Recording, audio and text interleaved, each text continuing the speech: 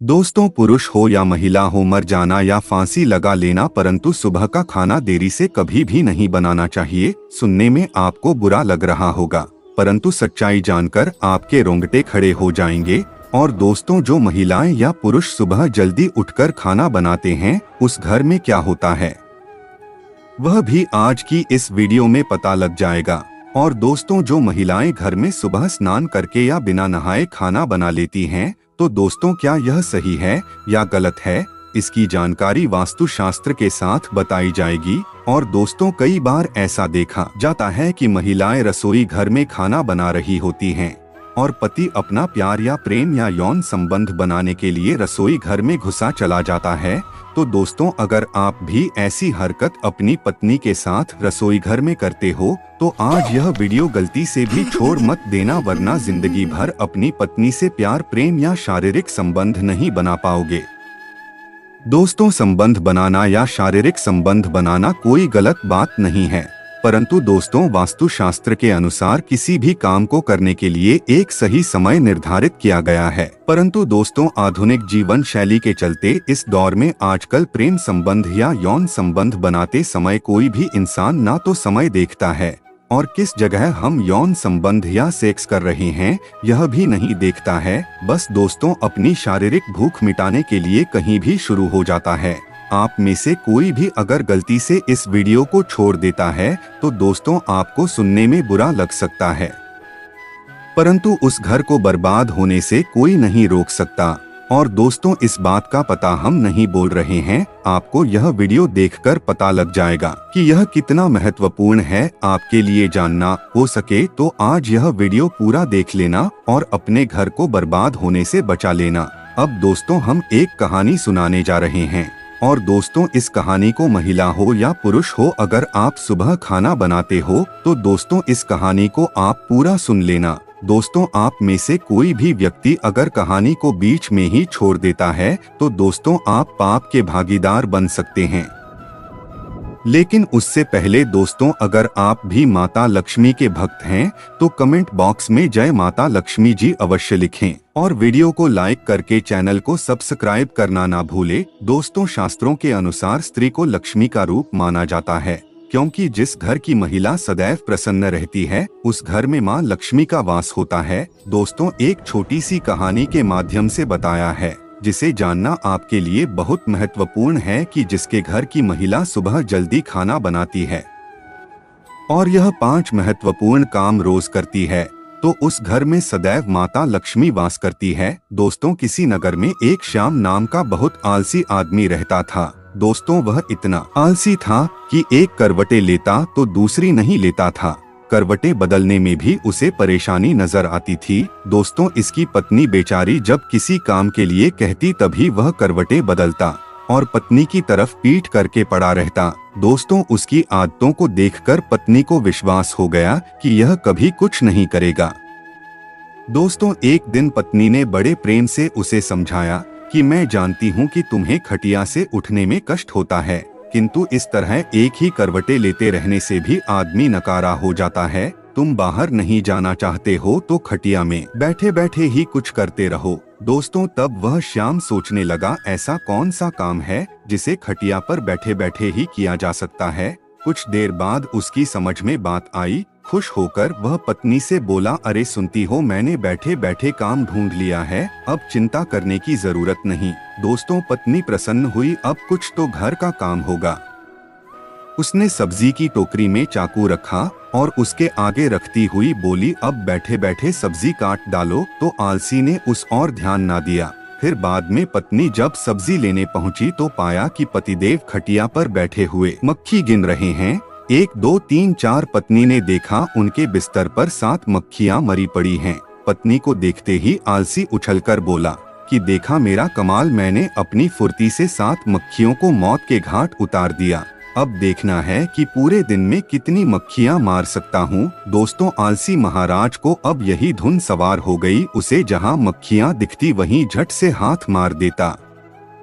एक बार तो अपनी ही गर्दन पर इतनी जोर से हाथ जमाया कि उसकी गर्दन टेढ़ी हो गई। एक बार अपनी पत्नी की नाक तोड़ दी। मक्खी मारने के चक्कर में उसने अपने घर के बर्तन फोड़ डाले। उसने प्रतिज्ञा कर ली कि कम से कम 1000 मक्खी मारकर ही दम लेगा।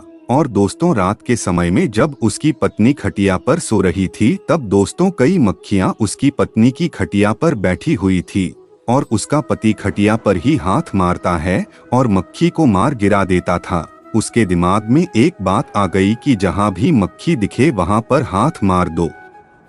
और इस तरह से दोस्तों, जहां भी उस आलसी आदमी को कहीं भी मक्खी दिख जाती तो जल्दी से अपना हाथ मार देता था। दोस्तों, एक बार जब उसकी पत्नी सो रही थी, तब एक मक्खी उसकी पत्नी की जांघ पर आकर बैठ गई। और दोस्तों, जैसे ही उस आलसी पति को अपनी पत्नी की जांघ पर मक्खी बैठी हुई दिखती है, दोस्तों वह अपनी पत्नी के जांघ पर इतनी जोर से हाथ मारता है कि जिसकी वजह से मक्खी मर जाती है। दोस्तों, पत्नी की जांघ में बहुत तेजी से लग जाती है। और दोस्तों, इस तरीके से कई मक्खियां रात में पत्नी के किसी भी शरीर के हिस्से पर बैठ जाती तो जल्दी से उसका पति हाथ मार देता था। और दोस्तों, इस तरीके से रात भर उसकी पत्नी परेशान होती। दोस्तों, वह दिन भी आ गया जब उसकी प्रतिज्ञा पूरी हुई, क्योंकि उसने 1000 मक्खियों को मार गिराया था। उसने अपने शहर के चक्कर लगाए, कंधे पर बांस का एक मजबूत डंडा रखा और उछलता कूदता अपनी बहादुरी का बखान करता जा रहा था और बोल रहा था कि आज हजारों को मौत के घाट उतार कर आया हूँ। यह सुनकर सारे लोग भयभीत हो गए और यह बात सारे शहर में हवा की तरह फैल गई कि उसने हजारों को मौत के घाट उतार दिया है। लोगों ने उसका नाम हजार माली रख दिया। वह जिस सड़क या गली से गुजरते वहीं लोगों की भीड़ उमड़ पड़ती। लोग कहते कि उस बहादुर को देखना चाहिए जिसने हजारों को मौत के घाट उतारा है। धीरे धीरे हजार माली सारे राज्य में प्रसिद्ध हो गया।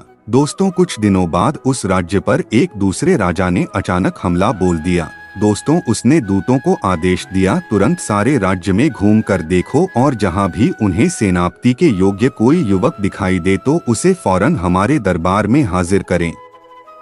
आदेश पाते ही दूत सारे शहरों में घूमने लगे।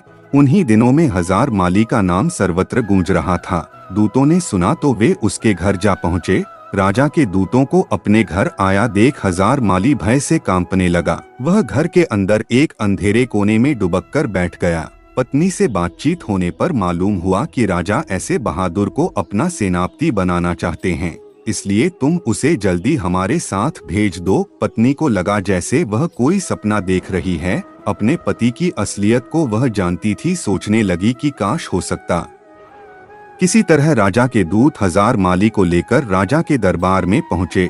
नौजवान को जब राजा ने अपने सामने खड़ा पाया तो पूछा, तुम्हारा ही नाम हजार माली है? आलसी बोला, जी हुजूर, मुझे ही हजार मलिक कहते हैं। राजा बोला, तुम्हारी बहादुरी के चर्चे हमने सुना है।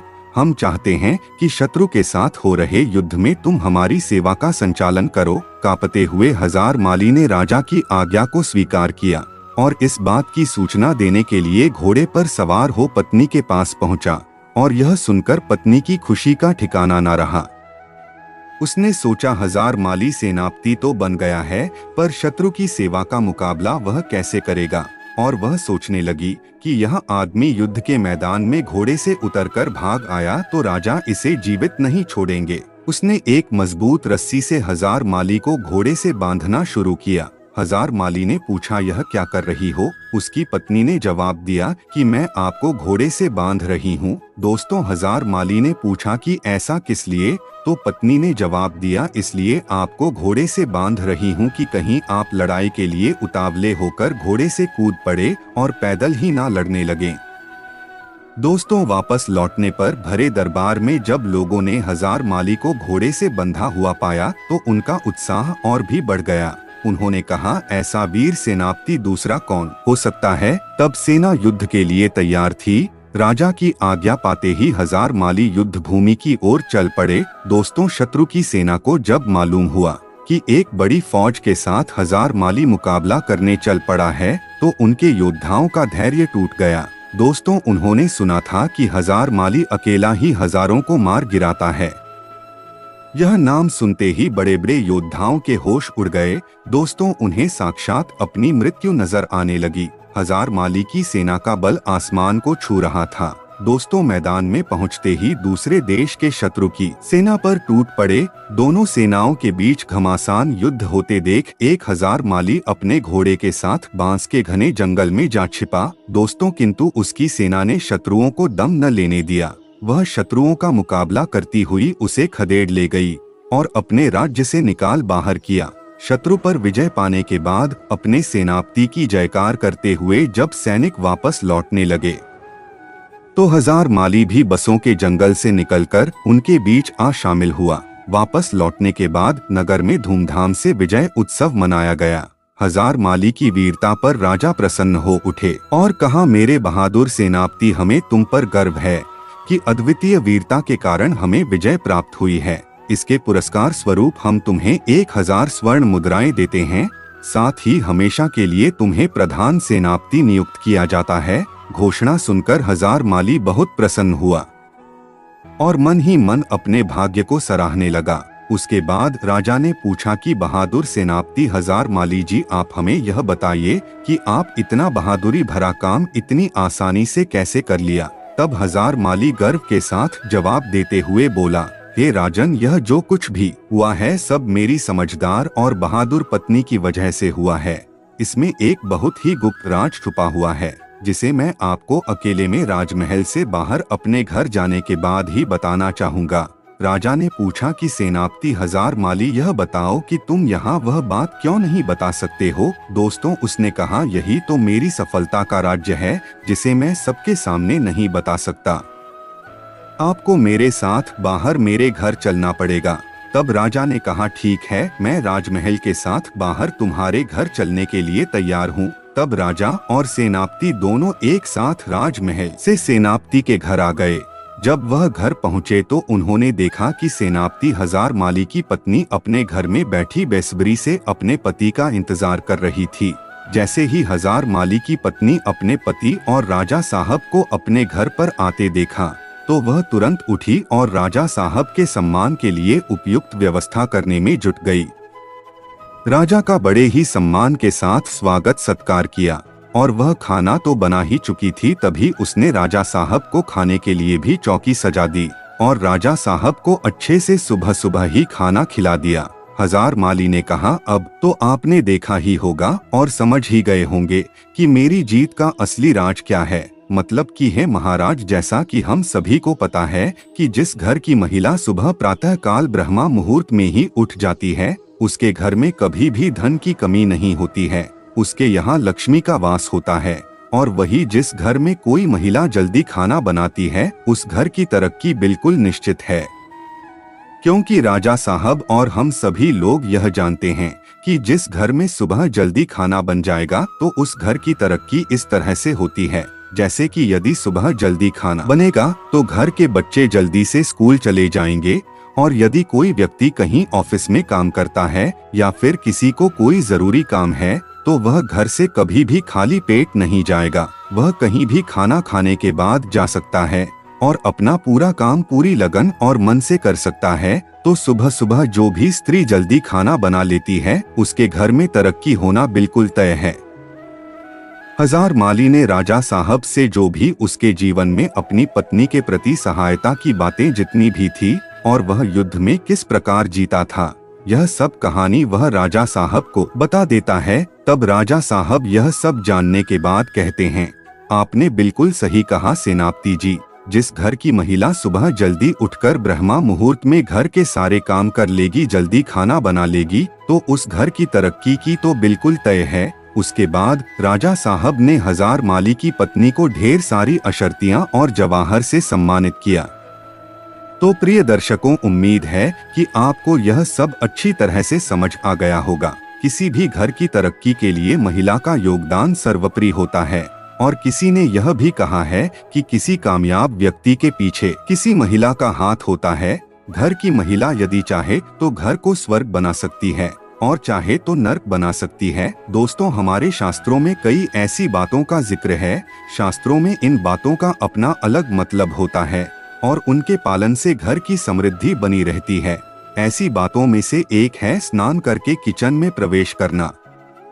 दोस्तों, आपने अक्सर बड़ों को कहते हुए सुना होगा कि किचन में प्रवेश करने से पहले स्नान जरूर करना चाहिए। बड़े बुजुर्गों का मानना है यदि आप ऐसे किचन में प्रवेश करती हैं तो घर के सदस्यों का स्वास्थ्य अच्छा बना रहता है और तन के साथ मन भी पवित्र होता है। दोस्तों, शास्त्रों में ऐसी मान्यता है कि घर की सुख समृद्धि के लिए ऐसा करना जरूरी होता है।